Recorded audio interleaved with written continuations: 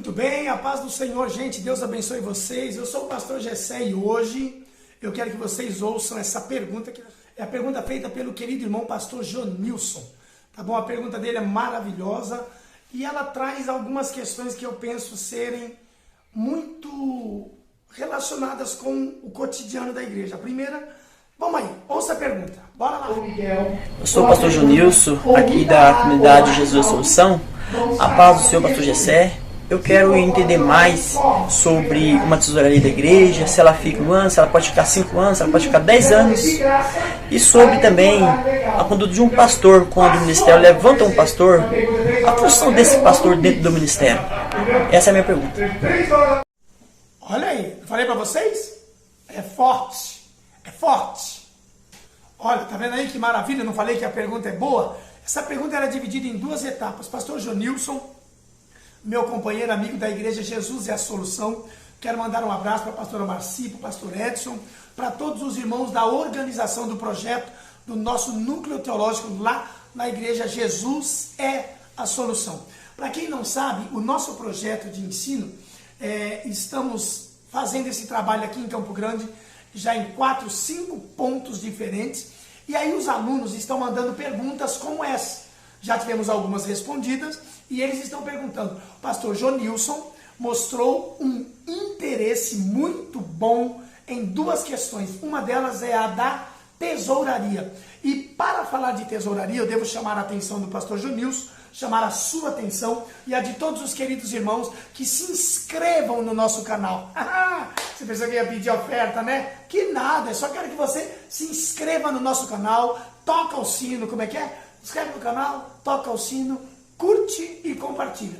É a regra do sistema das redes sociais. Por quê? Porque eu acredito, quem me conhece sabe, que eu tenho todo o cuidado de transmitir aqui um conteúdo, acima de tudo, sério e bem também aplicável na ideia de tornar essas questões todas palatáveis, de modo que você consiga digeri-las. E hoje nós vamos falar de 2 detalhes importantes. O primeiro deles é tesouraria e o segundo é o chamado pastoral ou a ordenação pastoral. Mas o foco hoje aqui é tesouraria, nessa pergunta do pastor Jonilson. Se inscreve no nosso canal, rapaz, dá glória a Deus.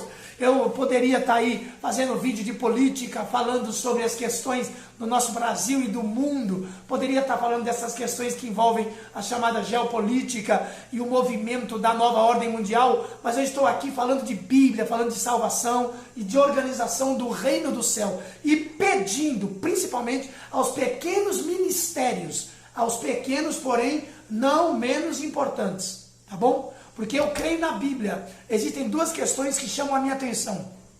A primeira é uma que disse o Senhor ao profeta Zacarias, ou através do profeta Zacarias: eu sou o Deus dos pequenos começos. Na ótica divina, nada nasce grande, nada cresce e nada aparece. Não, Deus trabalha tudo dentro de uma organização muito boa. Por isso, eu respeito as pequenas denominações. Segundo, eu tenho um grande interesse de que essas denominações sejam enriquecidas, não de dinheiro, mas de sabedoria, de graça, e que as pessoas possam chegar na porta da sua denominação e dizer assim: nossa, essa igreja nem é tão grande que nem aquela ou que nem aquela, porém ela é muito organizada, as paredes são bem pintadas, os banheiros são limpos, os irmãos são organizados, a ordem do culto acontece, os pastores fazem as coisas direito. Para tudo isso acontecer, nós temos que falar de tesouraria.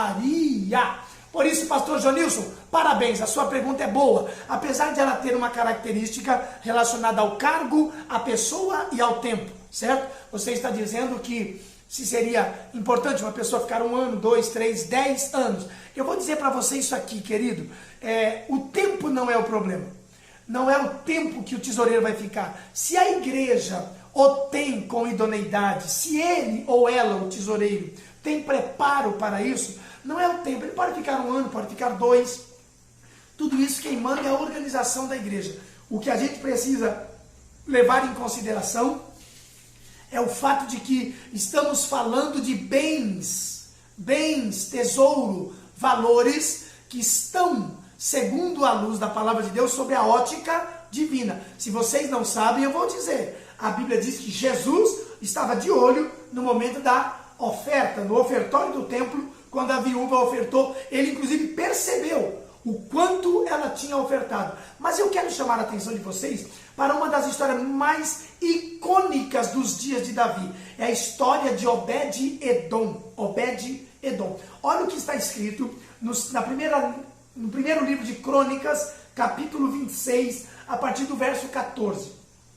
Aqui no livro de Crônicas já está sendo feita uma organização de toda uma estrutura que está sendo criada no templo. Já são os dias de Salomão, e ele está na estrutura do templo, e não basta ter um templo suntuoso, tem que ter organização. Ouçam isso. E caiu a sorte do Oriente a Selemias. Depois se lançou sorte por seus filhos, Zacarias, conselheiro entendido, e lhe saiu a do norte. Agora ouça. A Obed-Edom, a do sul, e aos seus filhos a casa dos tesouros. Está entendendo? O que eu tenho aqui é que desde os dias já de Salomão existia um lugar onde os tesouros eram guardados. Inclusive a história vai mostrar isso, e o tempo vai também nos comprovar que o imperador da Babilônia levou esses tesouros todos para a Babilônia. Ok? Estou dizendo o que aqui? Estou dizendo que a ideia de tesouraria existe, e ela existe para que nós possamos administrar os bens do Senhor. Então, eu não sei quanto tempo você está tesoureiro na sua igreja, mas eu quero te fazer algumas perguntas. Como é para você ser tesoureiro? O que você tem feito na condição ou na função de tesoureiro? Eu quero só te pedir como uma orientação, como uma opinião. O conselheiro, ou melhor, o tesoureiro, é também um conselheiro.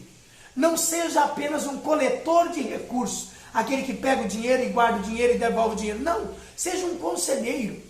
Seja também uma pessoa que busca entender de administração, priorize, valorize os bens do Senhor. Que bens são esses? São os valores depositados no gasofilácio, são os valores entregues como oferta alçada, e que eles possam ser usados para o bom e glorioso desempenho da instituição ou da comunidade. Meu conselho, aproveitando essa deixa do pastor Jonilson, é que a igreja ela desenvolva uma metodologia de percentuais.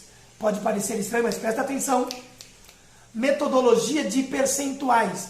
A igreja precisa criar uma forma onde ela percentualiza. Esses valores nós vamos gastar com limpeza, esse nós vamos gastar com evangelismo, esse nós vamos gastar com caridade, esse nós vamos gastar com os departamentos, e vamos ter um fundo de reserva para poder criar situações futuras, percentuais. Inclusive, os pastores que recebem a conhecida e famosa plebenda também deveriam ser percentualizados. O que é isso? Os pastores deveriam ousar dizer, queridos irmãos, tendo como base um valor que eu vou chamar de chão, de limite de solo, a partir daí nós vamos trabalhar com percentuais.